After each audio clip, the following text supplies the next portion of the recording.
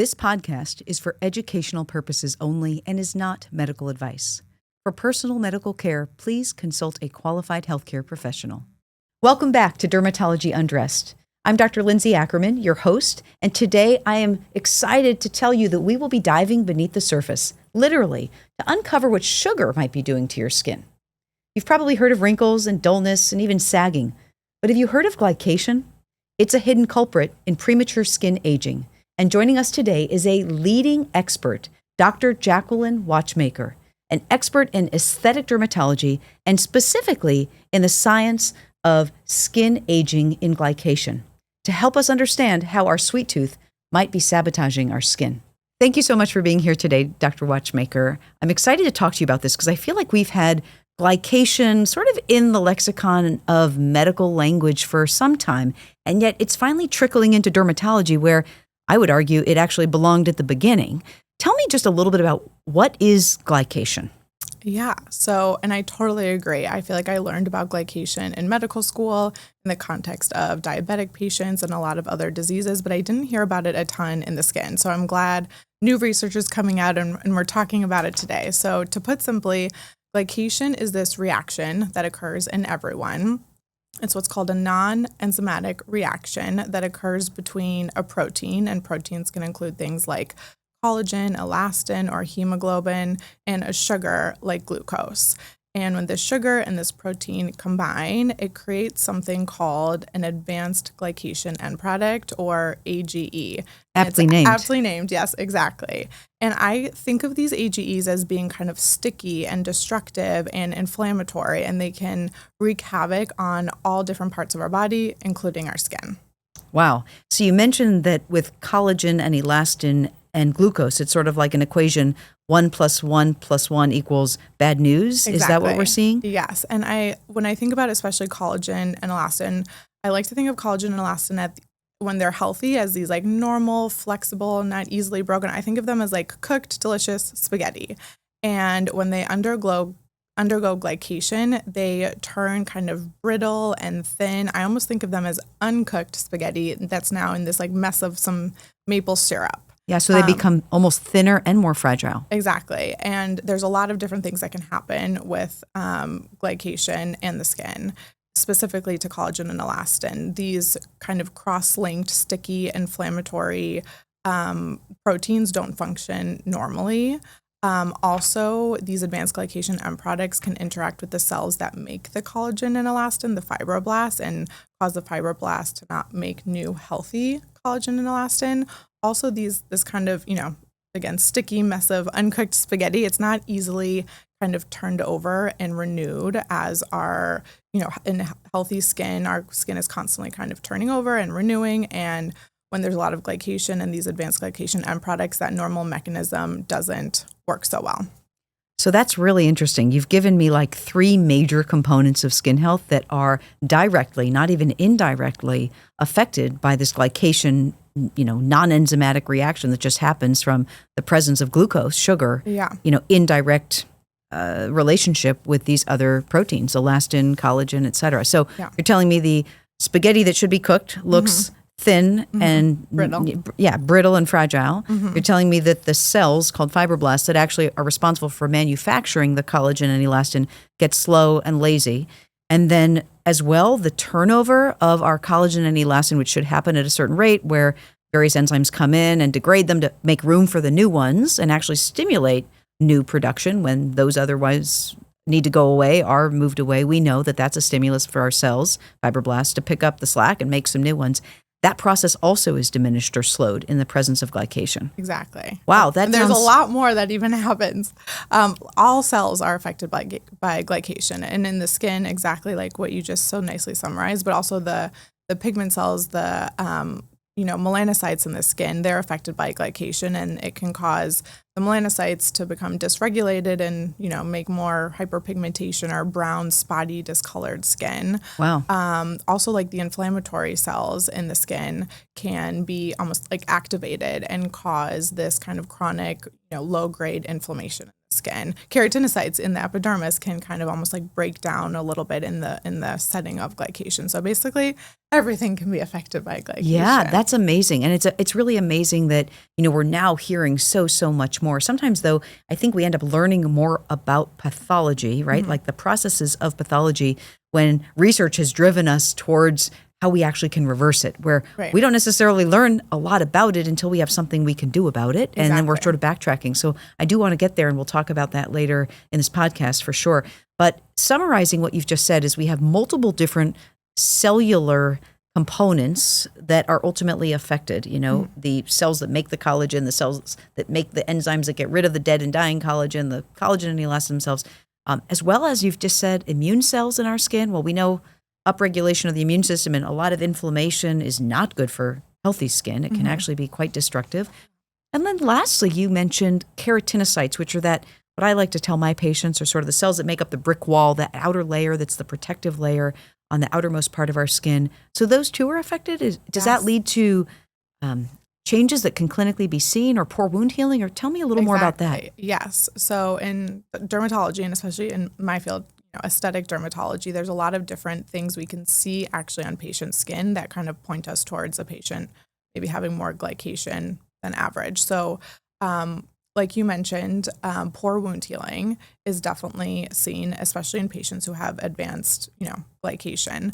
I do think, and in medical school, we talked about, patients with diabetes. That's kind of an extreme example of glycation. A perpetually sort of high blood sugar Exactly. patient. Yeah. Okay. They have a ton of circulating glucose always. So they have a lot of glycation happening. They have a lot of advanced glycation end products in their body. So if you kind of know someone with, more later stage diabetes, their skin is dull, it doesn't heal as well as it used to, especially places like the lower legs.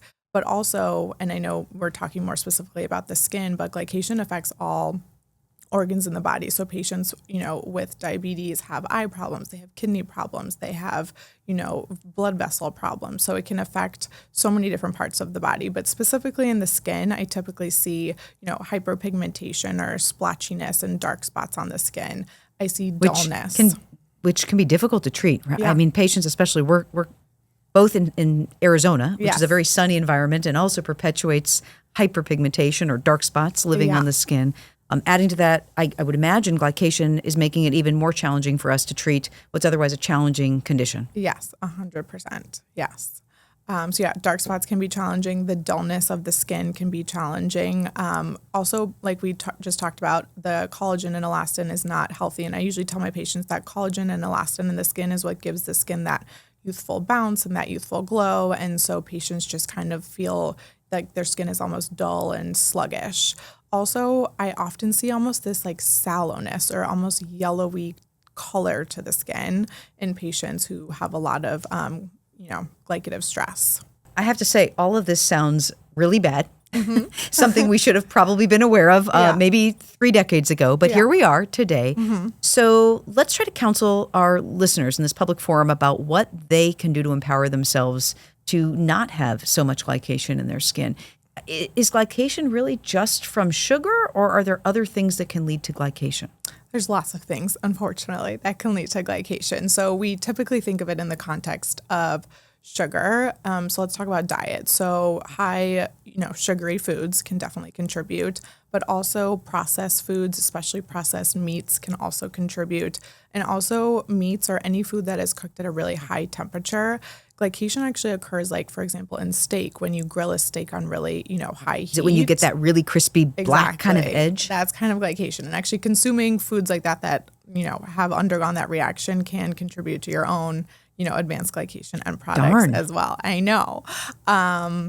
Also, things like, sun exposure, UV light. Studies have shown that skin that's chronically exposed to sun actually has more of those advanced glycation end products than sun-protected skin. There's almost this kind of vicious cycle that, UV light creates something called reactive oxygen species, which I think of as like these little sparks. If you just have a few little sparks, a few reactive oxygen species, your body can combat it. But if kind of your body gets overwhelmed with these little sparks, it can almost start a fire. And reactive oxygen species can cause more glycation and advanced glycation end products. And then those advanced glycation end products in turn create more reactive oxygen species. And you can get into this kind of toxic positive feedback loop. That's terrible. And it actually almost sounds to me a little bit like you're in a scenario where you've kind of upregulated the bad inflammation, right? We talked about glycation's impact on the immune cells that are in the skin, causing inflammation, almost activation in excess of what ought to be there. And then if you also concomitantly have ultraviolet radiation that's inducing these little micro sparks to happen, you've got the wrong cells in the environment to clean it up. You've got the bad cells that are upregulated for inflammation there rather than the good cells that can stamp out the little sparks. Exactly. And it's a vicious cycle, as you said. Yeah. Pollution also is a contributor, can also contribute to those reactive oxygen species and more advanced glycation. Interesting. And, we see a lot of shifts in climate and pollution, and we know about skin diseases. We're learning a lot about how microclimates can impact actual inflammatory disease. I'll be honest with you, I wasn't aware how these microclimates can actually impact skin aging and the appearance of aging through the advanced glycation end products we're talking about. Yeah. That's fascinating. Scary stuff. And, glycation is, some natural, normal. It is part of, intrinsic part aging. Of the human condition. And actually, advanced glycation end products can be seen in people as young as 20 and 30 to some degree, especially when you look under a microscope at the skin. And then it does slowly accumulate. One study showed it can accumulate 3 to 4% per year. So everything you can do, even at an early age, to help combat glycation, you'll be better off in the long run. Hi, I'm Dr. Lindsay Ackerman. Every day in dermatology, we see more than skin. We see early clues, missed signals, and opportunities to diagnose something much bigger. That's what inspired the Skin Tell Agent medical docu-series. Through real patient stories, we follow the moments where something on the skin leads to a deeper diagnosis, sometimes life-changing, sometimes life-saving. If you want to see dermatology in a completely different way, I encourage you to watch. You can watch full episodes from Season 1 and the new Season 2 on Skin Tell Agent's YouTube channel or at skintellagent.org. And so let's pivot then. Let's talk to our audience a little bit about what are some of those things you generally recommend to your patients. What can they do to help prevent the aggregation, the accumulation of these advanced glycation end products in their skin? So there's a lot of different things. I mean, eating a healthy, balanced diet is helpful. Minimizing those sugary foods, minimizing those, fried and, grilled processed meats, especially. Taking good care of your health. A sedentary lifestyle can, lead to a whole host of issues, including, glycation. So staying active, staying healthy. From a skincare specific standpoint, I typically recommend a pretty simple skincare regimen. Good, because I have a very easy regimen. Yes. And I think, we have quite a similar regimen, but using an antioxidant in the morning can be very helpful. Does the antioxidant help actually kind of quell those little microsparks you were talking about? Yeah, it can help quell those microsparks that can then stimulate more of those, advanced glycation end products. It can help, protect the skin a little bit from UV light and pollution as well, which like we just talked about can cause glycation. So an antioxidant in the morning, sunscreen to help protect against that UV light that also, causes glycation. I always recommend, a retinoid cream at nighttime to kind of help, keep that good turnover of collagen and help support good collagen and elastin and help with kind of the pigmentation of the skin. There are, other products, topical products and oral products that specifically target glycation. Some creams that have, different polyphenols, flavonoids, blueberry extract, curcumin, which is the active component of turmeric, blueberry extract. There's a lot of great ingredients out there. Green tea that can kind of help combat glycation topically. It's interesting because those ingredients, you're mentioning the polyphenols, the curcumin that's coming, curcumin, which is coming from turmeric, anthocyanins from blueberries. All of these things are kind of what we generally have always been taught are part of an anti-inflammatory and healthy diet to begin with. Yeah. But now it's very interesting to, again, move backwards and see that molecularly it's actually changing the way our skin functions, which is, I think, fascinating and also reassuring that if those are things that we've been, tending towards for other reasons, it's also helping our skin. Yeah. And you mentioned, retinoids, and I don't know that retinoids, and I'll ask you to answer to this, but specifically combat the glycation process itself, or moreover, are really helping to make sure that our fibroblasts that are getting lazy because of glycation, we can't really reverse the impact of glycation on them, but we can give them a little energy with the retinoid and help them make more collagen. That's it. Yeah, more than truly combating glycation. Yeah, that's what I thought. But still, part of a very easy regimen, and to be transparent, I like the easy button. So in the morning, it's washing my face, it's putting on an antioxidant serum, and then specifically a sunscreen with moisturizer. Yep. And then in the evening, again, I wash with a gentle soap. I use a topical retinoid, and then again, a topical moisturizer. We're living in Arizona. I need one at this stage in my life. And that's it. That's really all I do. That's really what I do 90% of the time too, if that. But you did allude to there being some topical products that could be added to the regimen either in the morning or the evening, and maybe even an oral agent or some new oral agents I've read about coming down the pike. So tell me what you think about these. Yeah, so it is exciting. There is some new data that's come out specifically about rosmarinic acid and caffeic acid, which is kind of the bioactive constituents of rosemary. And we traditionally have thought that glycation, once it happens, and it's pretty much, a done deal. But there have been some new studies that show rosmarinic acid taken orally can actually help reverse some of the glycation that has already occurred and might help restore some of those proteins to kind of function more normally. Make the spaghetti a little bit more moist and supple again. Take away some of that sticky, maple syrup that's tying it all together. Cool. Yeah, that's exciting. That is exciting. I know that when we first started learning about glycation, we thought, again, across all organ systems, it was sort of this irreversible process. But with novel scientific innovation, I guess we're learning that maybe it is reversible. Yes. Are there any specific skin types or tones that our audience should be aware are either more susceptible to or more protected from these advanced glycation end products forming? Yeah, so glycation happens to everyone, even like we talked about at a young age. It happens no matter your, skin tone, skin color. But like we talked about, UV light and sun exposure can, contribute to glycation and advanced glycation end products. So although there's no true study that I know of that shows darker skin types, have less glycation, in theory, I would think, the more pigmented your skin, maybe the slightly more protected you are from glycation. The scientist in you knows that melanin is protecting their skin from some of that UV injury and some of those reactive oxygen species. And so by virtue of that, as a secondary mechanism, it's probably protecting them from the advancement of the advanced glycation end products. Exactly. Yeah, that makes a lot of sense. Yeah.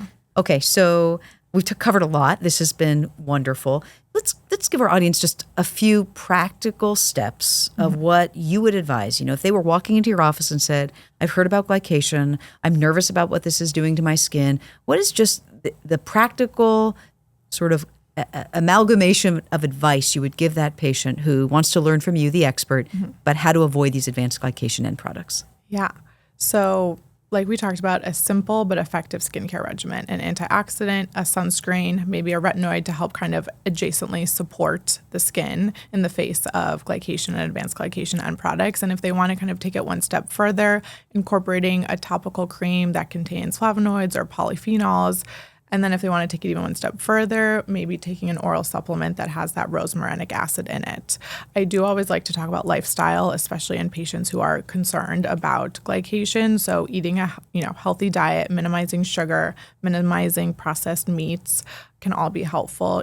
Exercising ideally at least a few times a week can be helpful. And then I personally do talk to my patients often about laser, because lasers, especially a category of lasers called like non-ablative fractional lasers, can help, promote healthy collagen formation, kind of clean out some of that damaged collagen and elastin. The dry spaghetti. Exactly.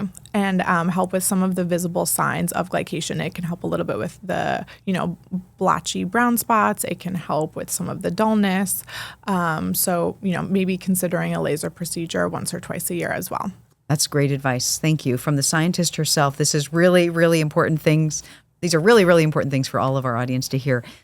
So I'm going to try to not make this a downer, right? Like there are a lot of things that people can do. Some of them aren't the most fun. So For the people who really love their dessert but also care about their skin, Yeah. where do you play in that role? I mean, if someone comes to you and says, does that mean like I should never eat sugar again? Like, should I be on one of those sugar-free diets? No, I don't recommend that. I never tell, I don't usually give patients any sort of restrictive diet. I feel like everything in moderation. I have a sweet tooth.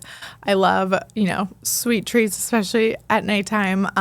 So I think if you cheat a little in the diet category, I tell patients make sure you're being really good in the skincare category and make sure you are, wearing your sunscreen, using your antioxidant, and maybe throw in a laser treatment once or twice a year. But it's all about balance. You definitely can still eat some cookies. Great, thank you. I was worried we were going to be doomed. So before we go into what I'm going to ask you is a lightning round of questions before we conclude. I just want to ask if there are any myths or, alter science out there that you want an opportunity to debunk. Yeah. I hear a lot on social media about, I eat a chocolate chip cookie and I immediately get a pimple. And I think diet and sugar and acne, there's some data behind it, but sugar doesn't always, directly contribute to acne, especially not in everyone. Sugar, can increase your blood glucose, which can cause a little bit of inflammation and maybe in some patients contribute to acne. But even in my acne-prone patients, again, everything in moderation. You don't have to completely cut sugar out. Acne is very multifactorial. It's hormonal, it's genetic, it's environmental. Diet sometimes plays a small role, but I think on social media, the diet acne connection is stronger than I think it is in reality. Yeah, and I'm really glad you bring this up because in essence, we're not ever just tasked with treating a condition. We're really treating a person. And to be so extreme and to see somebody going to such, lengths to try to fix a medical problem potentially by eliminating something from diet that might just bring them joy. Right. That's not really the answer we want for them for their life. I agree. Treat the person, not the lesion, not the condition. Yes. but My the few person. patients who drink like 4 Frappuccinos a day, I'm like, okay, let's cut that down a little bit. But the average person who eats healthy, I'm not, micromanaging their diet to control their acne. Right. As you say, moderation is key. I love it. Thank you. That makes me feel a little bit better. Moderation is key. Yes. So thank you. All right. So I have a lightning round of questions that I think will be helpful for the audience before we conclude. Okay. Is honey better for your skin than table sugar? So everything we know about glycation, basically sugar is sugar. And although honey might be a little more natural, once, you eat honey or eat sugar, it's getting broken down into similar, molecular constituents. And so both can unfortunately contribute to glycation. Okay. So moderation for both honey and for sugar. Yes. All right. Do sugar detoxes make you look younger? Or is this more of a longer game? Longer game for sure. Okay. Yes. AGEs, advanced glycation end products, are only formed from what you eat? Definitely not, from a lot of different things. UV light, pollution, etc. Can high protein diets contribute to glycation? They can. Okay. And that would be the steak that was overcooked Yes, with the exactly. Got it. Are all the anti-glycation serums a scam, or is there real science behind some of them? There is real science behind the serums and also the oral rosmarinic acid supplement. Good data, and they have, there also are some histologic studies. They actually took samples of patients' skin who were taking the oral supplement and kind of looked at them. It was a double-blinded study, so I don't think they're a scam. I think they can be helpful. So real science, and if I caught you correctly, that says, previously we used to think we didn't have anything that could reverse these advanced glycation end products, but now we know we can. And you're saying histologic specimens, you're talking looking at under the microscope. Exactly, not just at people's skin, subjectively. Yeah. Last question, you can't avoid glycation, it's just a part of life? That is true. That is true. You can't avoid it. You can't avoid it, but there are things you can do to slow it down. You can minimize it, and Yes. now we know in some ways you might even be able to reverse some of it. Yes. Okay, great. I want to thank you so much. This was incredible to talk to you. I think we got through a lot of information that's going to be really, really, really helpful to the public who deserve to be able to know the truths. And coming from such an expert as yourself, I'm so grateful that we could share the space today and talk about advanced glycation end products. Thank you. Thank you, Dr. Watchmaker. So that's a wrap on our deep dive into glycation, the not-so-sweet science behind sugar and skin aging. A huge thank you to Dr. Jacqueline Watchmaker for unpacking this complex topic in such an approachable way. Remember, knowledge is power, especially when it comes to protecting your glow from the inside out. Don't forget to subscribe, rate, and share this episode with anyone you care about. Until next time, stay kind, stay curious, and keep peeling back the layers. This is Dermatology Undressed.